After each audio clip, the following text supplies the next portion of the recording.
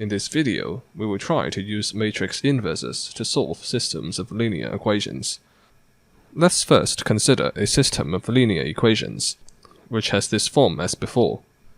We will rewrite the system in the form of a matrix equation. Note that the equality of these two vectors imply that their corresponding components must be the same, which gives back the n equations in the system. Observe that the entries of the vector on the left-hand side are in the form of dot products, where one of the vectors is x1, x2 up to xn for each dot product.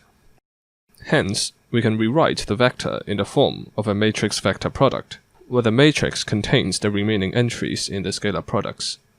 So, the system can be written in the form A times x equals b, where A is the matrix with entries a11, a12 up to amn, which is the coefficient matrix of the system. X is the vector x1, x2 up to xn, which consists of all the variables. And B is the vector b1, b2 up to bm, is the vector of constants on the right-hand side of the system. Hence, every system of linear equations can be written in the form A times x equals b.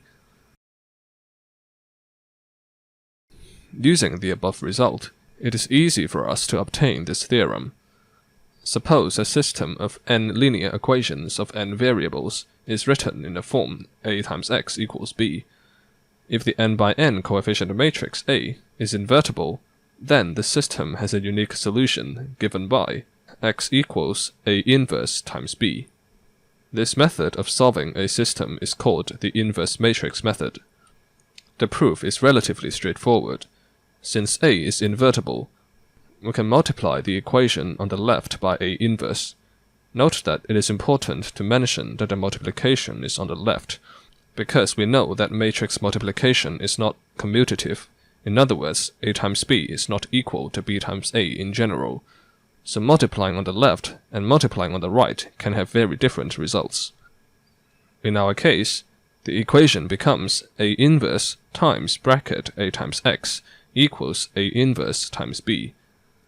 Since matrix multiplication is associative, we can choose to multiply A inverse and A first on the left-hand side, which by definition gives the identity matrix. Hence, x equals A inverse times b, which is the unique solution that we seek. It is worth noting that in the real numbers, the equation A times x equals b has a unique solution x equals A inverse times b, provided that A is non-zero, which is the condition for the existence of A inverse. So this is very similar to the matrix case. Let's try to solve a system of linear equations using the inverse matrix method. Consider this 2x2 system, x1 plus x2 equals 3, negative 2x1 plus x2 equals 1. First, we rewrite the system in the matrix form A times x equals b, where A is the matrix 1, 1, negative 2, 1, x is the vector x1, x2, and b is the vector 3, 1. To use the inverse matrix method, we need to first make sure that the coefficient matrix A is invertible.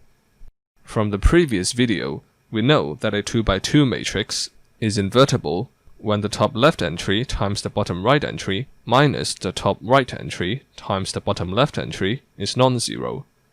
Here, this number is 1 times 1 minus 1 times negative 2, which is 3, and it is non-zero. So A is invertible, and in this case, A inverse is 1 over the number that we have just calculated, which is 3, times the matrix, where the top left entry is the bottom right entry of A, which is 1. The top right entry is the negative of the top right entry of A, which is negative 1. The bottom left entry is the negative of the bottom left entry of A, which is 2. The bottom right entry is the top left entry of A, which is 1. Hence, x equals A inverse times b becomes 1 over 3 times the matrix 1, negative 1, 2, and 1 times the vector 3, 1.